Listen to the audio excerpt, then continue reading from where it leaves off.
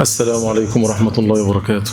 السلام. بسم الله الرحمن الرحيم. الحمد لله رب العالمين، والصلاة والسلام على أشرف الأنبياء والمرسلين سيدنا محمد صلى الله عليه وعلى آله وصحبه وسلم. أما بعد، فجزاكم الله خيرا على الحرص، وأسأل الله تبارك وتعالى أن ينفعنا بهذا العمل الصالح.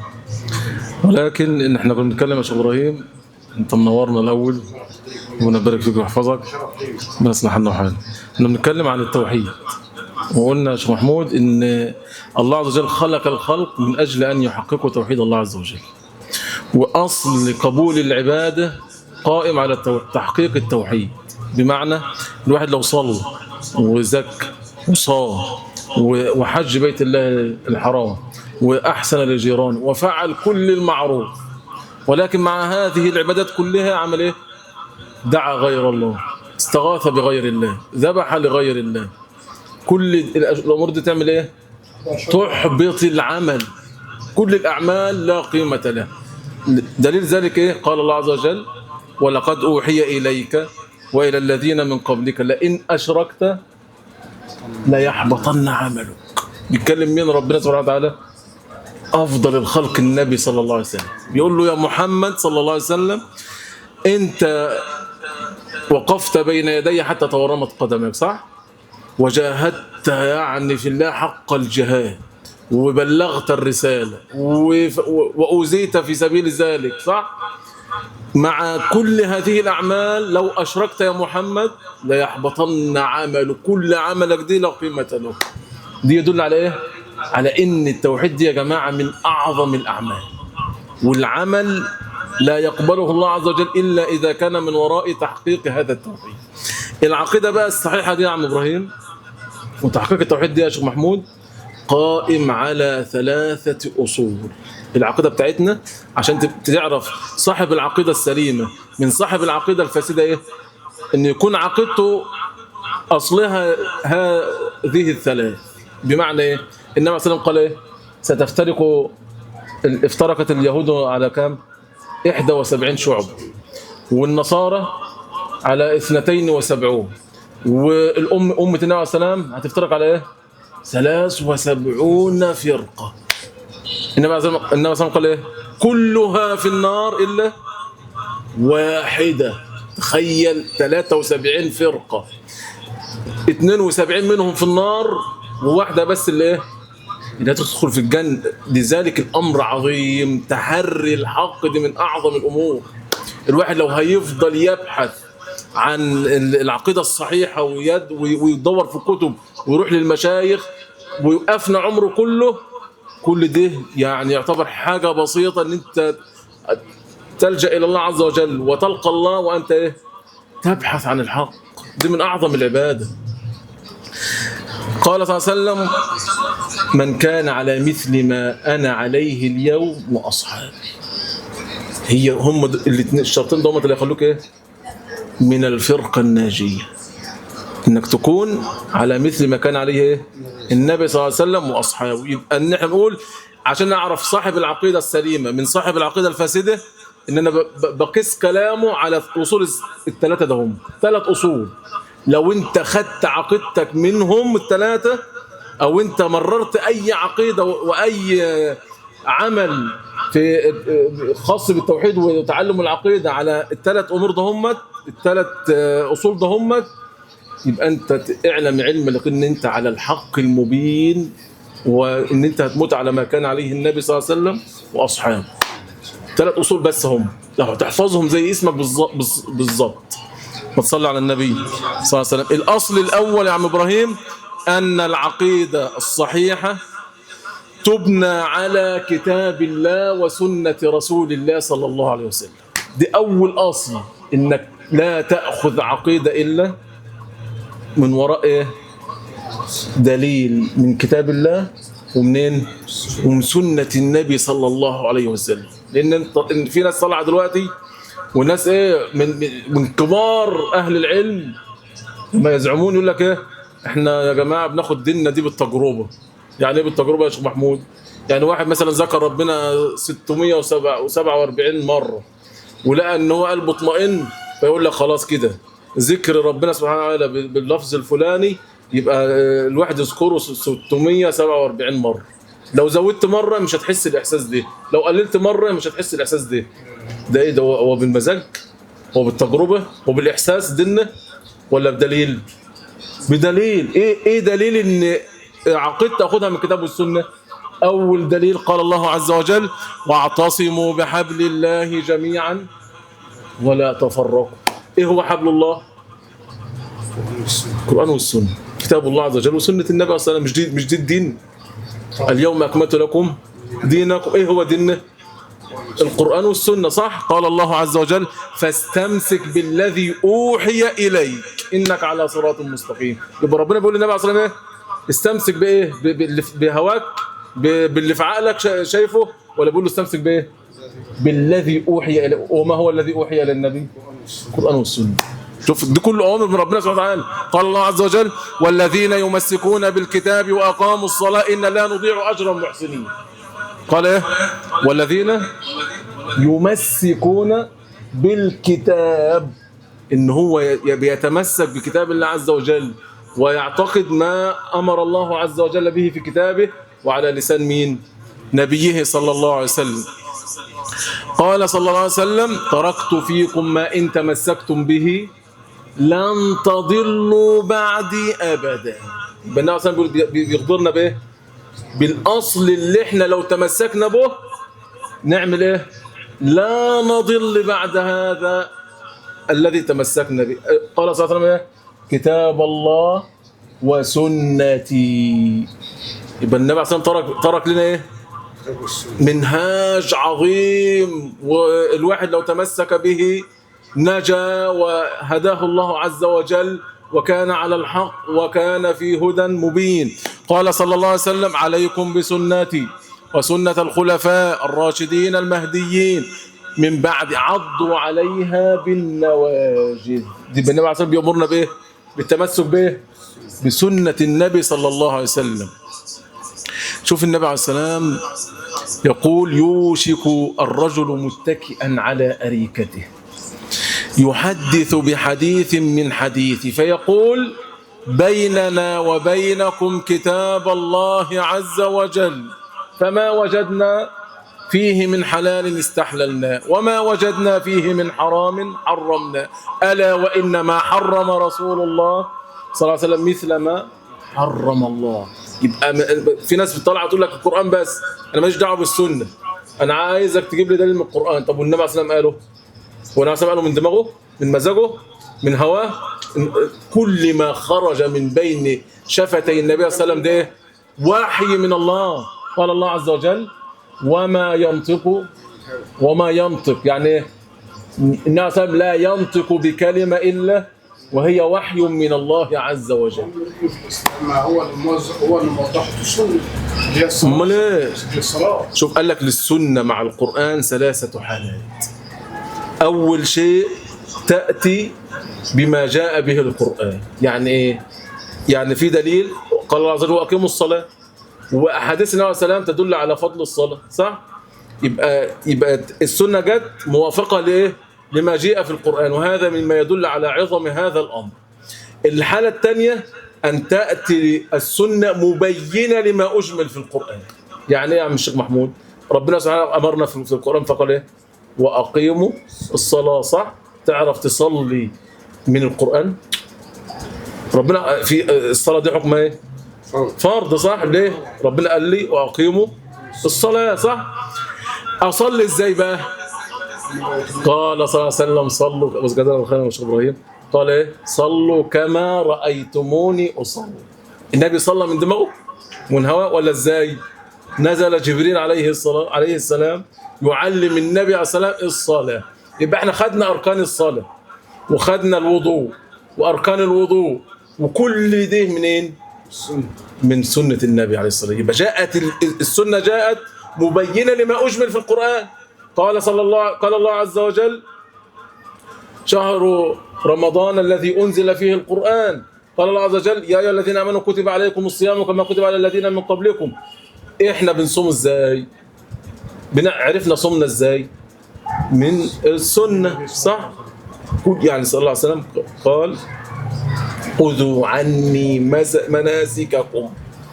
وبعدين عرفت ان الدور ان الفجر 2 والدور 4 من كله من السنه، واحنا مفيش حاجه خالص في القران تدل على ذلك. يبقى السنه جت مبينه لما اجمل في القران. الحاله الثالثه دي بقى دي من اعظم ما يدل على فضل السنه وعظم السنه، وان السنه ديت مثلها مثل القران لانها وحي من الله عز وجل. ان السنه يا عم الشيخ ابراهيم جاءت بدليل لم ياتي في القران. زي ايه؟ لما اقول لك دلوقتي يا شيخ محمود، ما تصلي على النبي، صلى الله عليه وسلم، ما حكم ان يجمع الرجل مع امراته عمتها او خالته؟ انا متجوز دلوقتي واحده وعمتها اتطلقت وعجبتني، شكلها حلو ومؤدبه وحافظه القران وما شاء الله عجبتني، ينفع ان انا اتجوزها؟ اضمها معايا؟ ليه؟ ايه دليلك؟ سنة. في دليل في القران؟ لا. يبقى السنه جت حرمت اهي، يبقى هي كانها هي دليل يشرع. النبي عليه الصلاه والسلام يا جماعه يشرع، ولكنه يشرع ايه؟ تشريع تبليغ. النبي عليه الصلاه والسلام يشرع ايه؟ تبليغ. الله عز وجل يوحي اليه فيبلغ الامه. طب العلماء يشرعوا؟ لا، العلماء بيعملوا ايه؟ بيبينوا للناس ما انزل الله وانزل رسول الله صلى الله عليه وسلم، ويبينوا للناس دين ربنا سبحانه وتعالى. كده السنه، ده السنه دي من لها فضل عظيم. يبقى النبي عليه الصلاه والسلام يقول يوشك الرجل متكئا على اريكته. يعني واحد يبقى قاعد متكئ كده اهو يا عم الشيخ، ويقول لك ايه؟ بص يا عم الشيخ، يا عم الحاج، ما تقوليش السنه. امال انت عايز ايه يا عم الحاج؟ يقول لك لا لا، قول لي والله انا لن اخذ الا بالقران. شوف النبي بيقول له ايه بقى؟ الا وانما حرم رسول الله مثل ما حرم الله. ان الناس مش جاي يلعب يا جماعه، ده نبي مرسل ومأمور بتبليغ الرساله، والامر مش سهل. قال صلى الله عليه وسلم ان مثلي ومثل ما بعثني الله به كمثل رجل اتى قوم فقال يا قوم إني رأيت الجيش بعيني وإني أنا النذير العريان النجاة فأطاعه طائفة من قومه فأدلجوا. يعني إيه؟ سمعوا كلامه وقاموا كل واخدين مع بعضهم. يعني الناس بيمثل إن رسالته صلى الله عليه وسلم كمثل رجل شاف العدو جاي بالليل، شايفه جاي داخل بقى على القرية أهو، يعني شافه جاي من يم تويسنا كده وجاي على كفر مصرية. وانا جاي بالليل يا شيخ محمود بالاتوبيس قمت شايفه، جيت انا بقى قمت ماسك الميكروفون في الجامع، يا اهل كفر مسراج اطلعوا انا شفت العدو جاي هيموتكم. الناس بيقول لك ايه بقى؟ فاطاعه طائفه منهم. في ناس سمعوا كلامه وعملوا ايه؟ لموا هدومهم وخرجوا، عملوا الناس بيقول لك ايه؟ فادلجوا، يعني اصابهم النجاه وايه؟ فانطلقوا على مهلتهم. وكذبت طائفه، في طائفه قال لك يا عم الحاج سيبك منه، ده ساحر ومجنون، ده ما يعرفش حاجه، ده يا عم ده متدروش وعامل لي فيها زيد الهلال، صح؟ في ناس بتقول كده. انما بيقول لك ايه بقى؟ فاصبحوا مكانهم. ما سمعوش الكلام يا عم الشيخ ابراهيم لهذا الداعي اللي هو طول الليل عمال ينبح بصوته يا ناس انا شايف العدو اخرجوا. اصبحوا فين؟ في مكانهم، ما تحركوش. شوف النبي بيقول لك ايه بقى؟ فصبحهم الجيش. هم بقى ما سمعوش كلام الداعي وخلوهم مكانهم، الجيش عمل فيهم ايه؟ صبحهم فاجتاحهم، يعني اهلكهم، فاهلكهم واجتاحهم. فذلك مثل من اطاعني واتبع ما جئت به ومثل من عصاني وكذب ما جئت به. وفي حديث عن يقول لك ايه صلى الله عليه وسلم؟ كل امتي يدخلون الجنه. كل امه النبي صلى الله عليه وسلم فين؟ في الجنه، الا ودي الا دي اداه استثناء، الا من ابى. قال ومن يأبى يا رسول الله؟ قال من اطاعني ومن عصاني فقد ابى. يبقى السنه يا جماعه دي امر عظيم، والله امر عظيم. يبقى اول اصل تاخد منه عقيدتك يا عم الشيخ ابراهيم ايه؟ من الكتاب والسنه. الله عز وجل قال لك كذا سمعا وطاعه، النبي عليه الصلاة والسلام قال لك، بس يكون حديث ايه؟ حديث صحيح وقد ثبت عن النبي صلى الله عليه وعلى آله وسلم. قال صلى الله عليه وسلم: مثلي كمثل رجل استوقد نارا. النبي صلى الله عليه وسلم بيضرب لنا المثل كأنه رجل استوقد نارا، عمل نار كبيرة، فلما أضاءت ما حولها جعل الفراش وهذه الدواب التي في النار يقعن فيها. الدبان والناموس شافوا النار عجبتهم، بقى الجو ساقع بره ولقوا النار ايه؟ دافيه. قال لك ايه؟ ما نتدفى، ما يعرفوش ان هي ايه؟ هتحرقهم. وجعل يحجزهن ويغلبن. هو واقف شايف الايه؟ الدبان جاي والناموس عمال يعمل ايه؟ بيحشوا ملوك، عايزهم لهم دي نار ستحرقكم، وهم يعملوا ايه؟ قال صلى الله عليه وسلم: فيتقحمن فيها. هو شوف يا اخي سبحان الله، تقول للواحد يا جدع انت صل، الصلاه دي نجاتك يوم القيامه. قال صلى الله عليه وسلم: اول ما يسال عنه العبد يوم القيامه الصلاه. وقال صلى الله عليه وسلم: العهد الذي بيننا وبينهم الصلاه. والصلاه دي صله بينك وبين الله عز وجل. تقعد تقول له، يقول لك: يا عم الحاج كبر دماغك، احنا فين واحنا لسه صغيرين وسيبنا نتمتع بالدنيا. ما يعرفش ان الموت ايه؟ ياتي بغته. فالفراش والدبان والجراد عمال يجروا فين؟ على النار، ومفكرين النار دي بقى اضاءه ونور ودفى وحاجات حلوه، ومفكرين هي حلوه. بس اللي هو اصلا اشعل النار عارف ان هي ايه؟ بتحرق. فبيقول لهم واقف عمال ايه؟ يحجزهن وهم يتقحمن فيها، عمال يتشووا فيها. قال: فذلكم مثلي ومثلكم، أنا آخذ بحجزكم عن النار. اللي يتبع النبي يروح فين؟ صح؟ الموضوع سهل خالص والله. احنا عندنا مثل أجمع عليه جميع الناس، هو إيه؟ إن النبي عليه الصلاة والسلام هو خاتم النبيين، وهو إيه؟ هو أفضل الخلق عند الله وأحب الخلق عند الله، ولن يعبد الله أحد مثل رسول الله صلى الله عليه وسلم. دي مثاله بقى.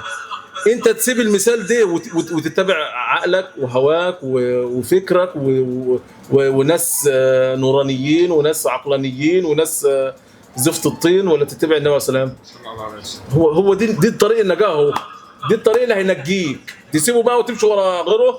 قال صلى الله عليه وسلم: فذلكم مثلي ومثلكم، أنا آخذ بحجزكم عن النار، هلم عن النار، ابعدوا يا ناس عن النار، فتغلبوني تقحمون فيها، فلا حق ولا فلاح ولا نجاح ولا هداية ولا راحة ولا بر ولا خير يا عم إبراهيم إلا فين؟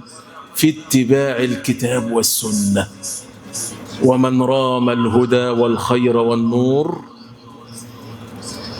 في غير الكتاب والسنة فما له إلا الضلال والتيه والحيرة والخسارة والهلاك والشبه والتشكيك وتقطع القلب. اللي هيبعد عن الكتاب والسنة هو اللي هيتشتت في يعني سراديب الأرض. لذلك قال الله عز وجل إيه؟ ومن أعرض عن ذكري فإن له معيشة ضنكا. إيه هو ذكر الله؟ كتاب الله وسنة النبي صلى الله عليه وسلم. ومن أعرض عن ذكري، ذكر الله في هذه الآية دين الله عز وجل، ما أوحى الله به نبيه صلى الله عليه وسلم. هو دي دين ربنا. الواحد لو أعرض عنده هيبقى في عيشة إيه؟ ضنك، فساد وغم وحزن وهم وكل اللي نفسك فيه. طول ما أنت بعيد عن كتاب الله وسنة رسول الله صلى الله عليه وسلم هتلاقيك مشتت ومحير وعندك شبه وغرقان في قلب الفتن. طب نجاتي فين؟ قال الله عز وجل: ألا بذكر الله تطمئن القلوب. من عمل صالحا من ذكر أو أنثى وهو مؤمن، إيه النتيجة؟ فلنحيينه حياة طيبة. الحياة الطيبة اللي هي إيه؟ زوجة صالحة، عيال طائعين لك، راحة بال، يكون مستقر، سعادة لا يعني يحسدك عليها جميع الناس، تلاقيه مش لاقي ياكل وفرحان ومبسوط، ويقوم يصلي الفجر وهو مبسوط وفرحان، وعياله بيسمعوا كلامه وأموره طيبة، وهو مش لاقي ياكل بس راضي بما قسمه الله عز وجل. وقد أجمع أهل العلم على الأخذ بهذين الوحيين وقرروا هذا بأقوالهم وأفعالهم. اسمع بقى الأقوال أهل العلم في التمسك وأخذ العقيدة منين؟ من الكتاب والسنة. قال الإمام أحمد رحمه الله عز وجل: أصول السنة عندنا التمسك بما كان عليه أصحاب رسول الله صلى الله عليه وسلم والاقتداء بهم وترك البدع وكل بدعة فهي ضلالة. دي أصل السنة عندنا. أصول السنة عند أهل السنة إن بيتمسك بما كان عليه الصحابة. الصحابة كانوا على إيه؟ على كتاب الله وعلى سنة رسول الله صلى الله عليه وسلم. قال اللالكائي رحمه الله عز وجل: فلم نجد في كتاب الله وسنة رسوله وآثار صحابته إلا الحث على الاتباع وذم التكلف والاختراع، فمن اقتصر على هذه الآثار كان من المتبعين، وكان أولاهم بهذا الاسم وأحقهم بهذا الرسم وأخصهم بهذا الوسم هم أصحاب الحديث الذين كان اختصاصهم برسول الله صلى الله عليه وسلم واتباعهم لقوله وفعله صلى الله عليه وسلم. يبقى الواحد يريح دماغه. شوف العلماء قالوا ايه بعد ما صلى على النبي صلى الله عليه وسلم؟ قالوا: لو أردت أن تحك جلدك بظفرك، عايز تهرش؟ اعمل ايه قبل ما اهرش؟ ابحث في الأثر كيف كان يحك النبي صلى الله عليه وسلم جلده بظفره. شوف لدرجة ايه؟ دي مش عبادة هي بقى، ولكن دي من كثرة محبة هؤلاء لاتباع سنة النبي صلى الله عليه وسلم، وهم لما وجدوا أن نجاة العبد في الدنيا وفي الآخرة في اتباعه لرسول الله صلى الله عليه وسلم وما جاء به من الحق، قال لك تكلفوا إلى هذا الأمر. شوف تخيل سيدنا عبد الله بن عمر رضي الله عنه كان ماشي مع إخوانه وأصدقائه في الصحراء، كل واحد راكب الحصان بتاعه واللي راكب البغل واللي راكب الحمار وماشي يتسامروا. فهم ماشيين في الصحراء كده يا عم الشيخ إبراهيم، لقوا سيدنا عبد الله بن عمر عمل إيه؟ هو راكب الدبة اهو بقى، مفيش الصحراء مفيش فيها ولا أي حاجة، هو ماشي في الصحراء كده في الهواء في الهواء كده اهو، قام موطي كده عن الدب شويه كده وقام قايم تاني. لك ده هو شاف جن دي ولا ايه؟ يعني حاجه كده غريبه. هو ماشي لما حاجه يكون ظهره وجعه، حصل له حاجه في ظهره فاضطر ان هو، بس لو ظهر وجعه ما كانش هيرجع تاني، او هو شاف حاجه احنا ما شفناهاش وعشان كده خلاه عمل ايه؟ وطى. فسالوه: يا ابن عمر ما الذي حملك على هذا؟ انت بطيت ليه وانت على الدبه كده؟ مفيش حاجه بقى، ولا في خشبه ولا في عصا ولا في شجره ولا في اي حاجه. تخيل يرد عليهم يقول لهم: كنت مع رسول الله صلى الله عليه وسلم ونسير في هذا ونسير من هذا من ضمن يعني حاجات كثيره جميله يعني يعني بيذكرون ان اكثر من كان يتبع النبي صلى الله عليه وسلم ويكتفي اثره ويعني يرتقبه بعينه سيدنا عبد الله بن عمر. كان حتى هو جاي من بعيد كده يقول لك دي مشية النبي عليه السلام، يعني يقول لك ده النبي اللي جاي علينا ويبص له مين؟ اللي هو عبد الله بن عمر. ليه؟ من كثرة تشبهه برسول الله صلى الله عليه وسلم في لبسه ومشيته صلى الله عليه وسلم ورضي الله عنهم اجمعين. فقال لهم: انا كنت ماشي في هذا الطريق انا ورسول الله صلى الله عليه وسلم فاعترضنا، كان في شجره انا اهو في هذا المكان كان في شجره فاعترضنا غصن منها، فالنبي عليه الصلاه والسلام عمل ايه؟ وطى صلى الله عليه وسلم عشان يعدي منين؟ من الغصن. فعمل زي النبي عليه الصلاه والسلام عمل، ومفيش شجره والشجره اتشالت. حتى لو الشجره موجوده انا ممكن امشي من بعيد عنها، مش شرط ان انا امشي من تحتها عشان ابقى زي النبي، بس تاسي برسول الله صلى الله عليه وسلم. يعني دي من شده اتباعهم لرسول الله صلى الله عليه وسلم. السؤال بيطرح نفسه. اتفضل يا مولانا. هل السؤال اللي بيطرح نفسه بقى على العقل نفسه البشري، هل السنه بتاع الرسول صلى الله عليه وسلم مناجيه لنا؟ طبعا مناجيه. طب احنا بالعكس ده كمان الانبياء والرسل اللي قبلنا حسدونا ان احنا من امه النبي صلى الله عليه وسلم. حتى سيدنا موسى في حديث طويل حضرتك عارفه، قال كل ما يسال ربنا حاجه يقول له بل امه الحبيب محمد، قال له اللهم اجعلني من امه الحبيب محمد. يا اخي السنن كلها يعني مثلا كلمتان خفيفتان على اللسان ذكرتين في الميزان، كل السنن وكل الحاجات اللي الرسول صلى الله عليه وسلم استناها لينا لنجاتنا عن النار وحبا في امته. ده يا مولانا كمان الشغل اللي فينا. امال ايه ده؟ شوف تخيل ان محبة الله للعبد سببها اتباع العبد لرسول الله. عشان ربنا يحبني اعمل ايه؟ اتبع رسول الله صلى الله عليه وسلم. قال الله عز وجل قل ان كنتم تحبون الله، كل بيقول انا بحب ربنا. دي مش الغايه، الغايه ان انا ايه؟ ان ربنا هو اللي يحبني. شوف ربنا يرد علينا بقى يقول لنا ايه؟ قل ان كنتم تحبون الله فاتبعوني. ايه بقى ايه النتيجه؟ يحببكم الله بسبب ايه؟ اتباع العبد لرسول الله صلى الله عليه وسلم. واللي انت بتقول عليه دي يا مولانا في حديث عظيم. النبي عليه السلام في يوم تذكر امتي، تذكر قول سيدنا عيسى في قومه، سيدنا ابراهيم في قومه، فبكى النبي صلى الله عليه وسلم. فالله عز وجل من فوق 7 سماوات سبحانه وتعالى امر جبريل عليه السلام ان ينزل لرسول الله صلى الله عليه وسلم ويساله ما الذي يبكيك، وهو أعلم سبحانه وتعالى، يعلم خائنة الأعين وما تخفي الصدور سبحانه وتعالى. فلما نزل سيدنا جبريل للنبي عليه السلام قال له يا رسول الله الله يقرئك السلام ويقول لك ما الذي يبكيك، أنت بتعيط ليه؟ أنت بتبكي ليه؟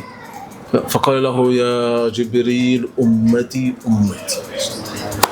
أنا افتكرت قول سيدنا عيسى في أمته وقول سيدنا إبراهيم في أمته، وأنا بقى أنا حزين على أمتي، أنا عايز أمتي كلها تدخل الجنة، فأنا ببكي لذلك على أمتي، عايزها تنجو يوم القيامة.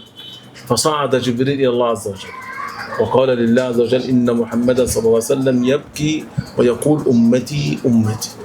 ربنا قال له إيه؟ قال له يا جبريل اذهب إلى محمد صلى الله عليه وسلم وقل له إن الله يقول لك إنا سنرضيك في أمتك ولن نسوء.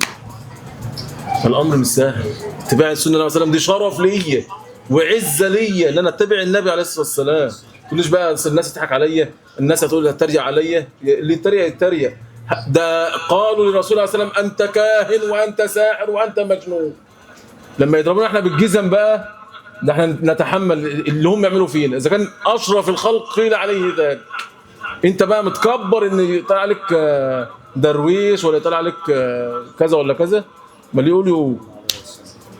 فالامر عظيم اتباع السنه.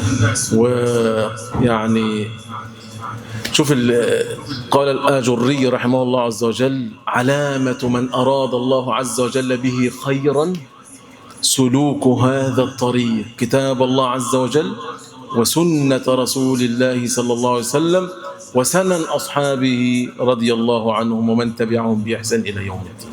فكده أول أصل بقى عشان أخذ منه عقيدتي وأعرف إن العقيدة دي صحيحة وسليمة. أعمل إيه؟ أخذه منين يا مولانا؟ من الكتاب والسنة. أي عقيدة. إيه عقيدتنا؟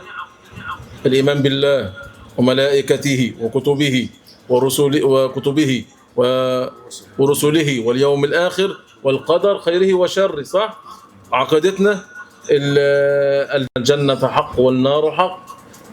مش دي عقيدتنا؟ كل حاجة. قال الله عز وجل ألف لام ميم ذلك الكتاب لا ريب فيه هدى للمتقين الذين يؤمنون بالغيب. أول صفة من صفات المتقين إيمانهم بالغيب، صح؟ الإيمان بالله، الإيمان بالملائكة، والإيمان بكل دي فين؟ احنا شفناه؟ كل دي غيبيات، وإحنا لازم نعمل إيه؟ نؤمن بيها. نؤمن بها بقى منين؟ بعقولنا اللي يجي على مزاجنا يا عم الشيخ إبراهيم ناخده، واللي ما يجيش على مزاجنا ما ناخدوش. يبقى احنا مطالبين ان نقول ايه؟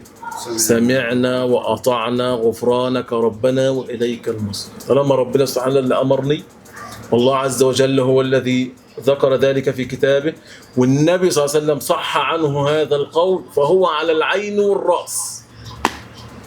الناس بقى كلها لو اجتمعت، الامه كلها، جميع الكره الارضيه اجتمعت على امر يخالف ما قال وأمر به ربنا سبحانه وتعالى وقال وأمر به نبينا صلى الله عليه وسلم امشي ورا الناس عشان كثيرون، ولا امشي ورا كلام ربنا وكلام النبي؟ بس الامر سهل خالص والله. انت هترتاح نفسيا لما تلاقي بس يكون ايه؟ دليل صحيح صريح، الدلاله بتاعته دلاله قطعيه في هذا الامر بما يخص في العقيده وامر العقيده. ما تجيش برضه تكون انت ايه الاصول الثانيه بقى هتوضح لك ازاي. يبقى اول اصل قلنا كتاب الله وسنه رسول الله صلى الله عليه وسلم. الاصلين دول ينفع ان انا انجو بهم؟ بس اقول لك لا. الاشاعره، المعتزله، الخوارج، الشيعه، الاخوان، تبليغ والدعوه، كل دول بيقول لك ايه؟ قال الله قال رسوله صلى الله عليه وسلم. صح؟ كل الفرق الضاله ده ايه يقولوا ايه؟ ده احنا معانا ادله من الكتاب والسنه. يبقى عشان انا بقى اظبط نفسي وابقى على الطريق المستقيم ينقصني ايه؟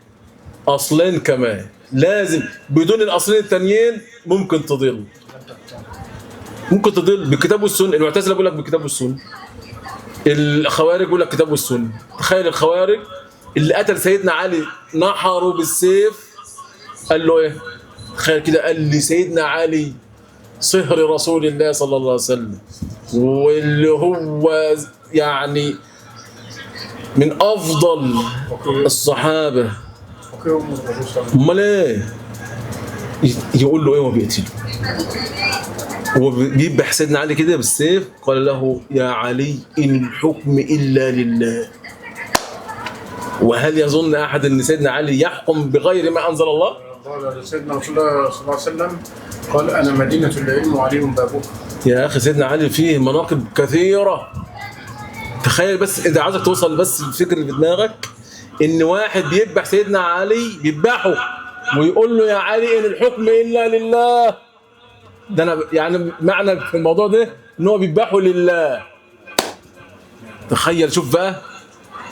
وراوي القصه دهيت بيقول لك خدوا الراجل اللي ذبح سيدنا علي ده وارادوا ان يقتصوا منه، يذبحوه زي ما ذبح سيدنا علي، اعدام. تخيل بيقول يا شيخ، يقول لك والله لم يفطر لسانه عن ذكر الله.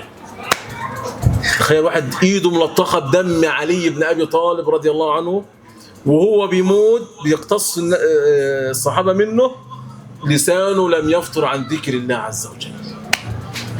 تخيل بقى الفتنه خدت الراجل دي فين؟ لانه ضل في احد الاصول دي. خد الاصل الاول الكتاب والسنه وساب الاصلين التانيين مهمين جدا، زي نفس اهميه اخذ العبد بالكتاب والسنه. ايه هو بقى مولانا؟ الاصل الثاني ان يكون عقيدتي، انا خدتها اول اصل خدتها منين؟ صح؟ الاصل الثاني بقى ان افهم القران والسنه ده هم بفهم اصحاب رسول الله صلى الله عليه وسلم. عشان بقى العربيه تمشي في طريقها المظبوط لازم ايه يا سيدنا؟ مشهور النجوم، اصحابك النجوم. تفهم فهمك اصلا للكتاب والسنه مش بفهم انا فهم انا قاصر. انا افهم بفهم مين؟ اصحاب النبي. ليه يا مولانا؟ بعد ما صلى على النبي صلى الله عليه وسلم. شوف بقى بيقول لك ايه؟ فكل فهم عارض فهم السلف في الاعتقاد فهو فهم باطل، والمقصود بالسلف هم اصحاب النبي صلى الله عليه وسلم. ليه؟ الجنه حق والنار حق. مش دي عقيدتنا؟ كل حاجة. قال الله عز وجل ألف لام ميم ذلك الكتاب لا ريب فيه هدى للمتقين الذين يؤمنون بالغيب. أول صفة من صفات المتقين إيمانهم بالغيب. صح؟ الإيمان بالله، الإيمان بالملائكة، والإيمان بكل دي فين؟ احنا شفناه؟ كل دي غيبيات، وإحنا لازم نعمل إيه؟ نؤمن بيها. نؤمن بها بقى منين؟ بعقولنا اللي يجي على مزاجنا يا عم الشيخ إبراهيم ناخده، واللي ما يجيش على مزاجنا ما ناخدوش. يبقى احنا مطالبين ان نقول ايه؟ سمعنا واطعنا غفرانك ربنا واليك المصير. طالما ربنا سبحانه اللي امرني، والله عز وجل هو الذي ذكر ذلك في كتابه، والنبي صلى الله عليه وسلم صح عنه هذا القول، فهو على العين والرأس.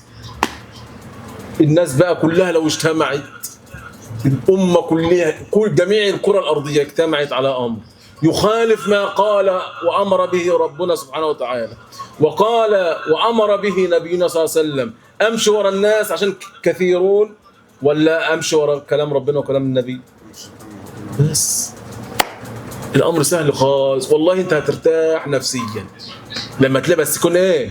دليل صحيح صريح، الدلالة بتاعته دلالة قطعية في هذا الأمر بما يخص في العقيدة وأمر العقيدة.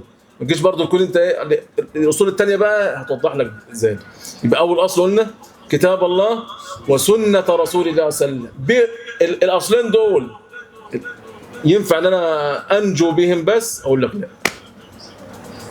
الاشاعره، المعتزله، الخوارج، الشيعه، الاخوان، تبليغ والدعوه، كل دول بيقول لك ايه؟ قال الله قال رسوله صلى الله عليه وسلم، صح؟ كل الفرق الضاله ده ايه يقولوا ايه؟ ده احنا معانا ادله من الكتاب والسنه. يبقى عشان انا بقى اضبط نفسي وابقى على الطريق المستقيم ينقصني ايه؟ اصلين كمان. لازم بدون الاصلين التانيين ممكن تضل، ممكن تضل بالكتاب والسنه. المعتزله بيقول لك بالكتاب والسنه، الخوارج بيقول لك كتاب والسنه. تخيل الخوارج اللي قتل سيدنا علي نحره بالسيف، قال له ايه؟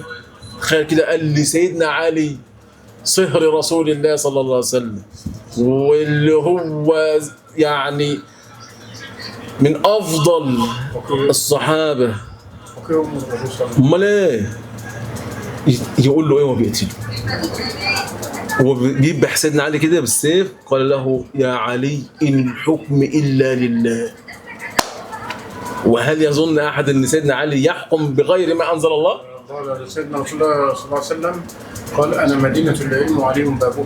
يا اخي سيدنا علي فيه مناقب كثيره. تخيل بس، اذا عايزك توصل بس الفكر اللي في دماغك ان واحد بيذبح سيدنا علي، بيذبحه ويقول له يا علي ان الحكم الا لله. ده انا يعني معنى في الموضوع ده ان هو بيذبحه لله. تخيل، شوف بقى. وراوي القصه دهيت بيقول لك خدوا الراجل اللي ذبح سيدنا علي ده وارادوا ان يقتصوا منه، يذبحوه زي ما ذبح سيدنا علي، اعداء. تخيل بيقول يا شيخ محمود، يقول لك والله لم يفطر لسانه عن ذكر الله. تخيل واحد ايده ملطخه بدم علي بن ابي طالب رضي الله عنه، وهو بيموت بيقتص الصحابه منه، لسانه لم يفطر عن ذكر الله عز وجل. تخيل بقى الفتنه خدت الراجل دي فين؟ لانه ضل في احد الاصول دي. خد الاصل الاول الكتاب والسنه وساب الاصلين التانيين مهمين جدا، زي نفس اهميه اخذ العبد بالكتاب والسنه. ايه هو بقى مولانا؟ الاصل الثاني ان يكون عقيدتي، انا خدتها اول اصل خدتها منين؟ صح؟ الاصل الثاني بقى ان افهم القران والسنه ده هم بفهم اصحاب رسول الله صلى الله عليه وسلم. عشان بقى العربيه تمشي في طريقها المظبوط لازم ايه يا سيدنا؟ مشوار النجوم، اصحابك النجوم. تفهم فهمك اصلا للكتاب والسنه مش بفهم انا فهم انا قاصر. انا افهم بفهم مين؟ اصحاب النبي. ليه يا مولانا؟ بعد ما صلى على النبي صلى الله عليه وسلم. شوف بقى بيقول لك ايه؟ فكل فهم عارض فهم السلف في الاعتقاد فهو فهم باطل، والمقصود بالسلف هم اصحاب النبي صلى الله عليه وسلم. ليه؟ رميساء شوف الوقت يا بنتي. ماشي. ليه يا مولانا بعد ما صلى على النبي صلى الله عليه وسلم؟ قال صلى الله عليه وسلم خير الناس قرني ثم الذين يلونهم ثم الذين يلونهم. قال صلى الله عليه وسلم إن يطع القوم أبا بكر وعمر يرشدوا. بس كده؟ لا، اسمع بقى لقول الله عز وجل. قال الله تبارك وتعالى والسابقون الأولون من المهاجرين والأنصار والذين اتبعوهم بإحسان رضي الله عنهم ورضوا عنه. السابقون الايه؟ من المهاجرين والأنصار بس، دول اللي هينجوا بس؟ لا، قال لك ايه؟ ومن تبعهم، تبع مين؟ أصحاب النبي صلى الله عليه وسلم. قال الله عز وجل: فإن آمنوا بمثل ما آمنت به لا آمنتم به، اللي هم مين؟ أصحاب النبي صلى الله عليه وسلم. شوف ربنا بيقول لك إيه؟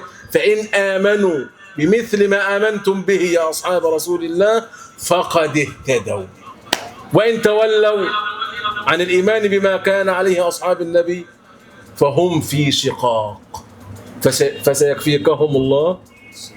بس الإيمان، العبد لا يكون العبد مؤمن إيمان حقيقي ولا على العقيدة الصحيحة إلا إذا كان على فهم أصحاب رسول الله صلى الله عليه وسلم. انظر بقى الآية دي بتقول يا شيخ محمود: ومن يشاقق الرسول، ومن يشاقق الرسول من بعد ما تبين له الهدى. بس كده؟ لا، قال لك ايه؟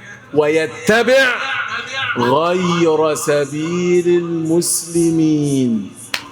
ومن يشاقق الرسول من بعد ما تبين له الهدى، بس وخلاص رسول بس؟ لا، ويتبع غير سبيل الايه؟ اللي هم مين؟ أصحاب النبي صلى الله عليه وسلم.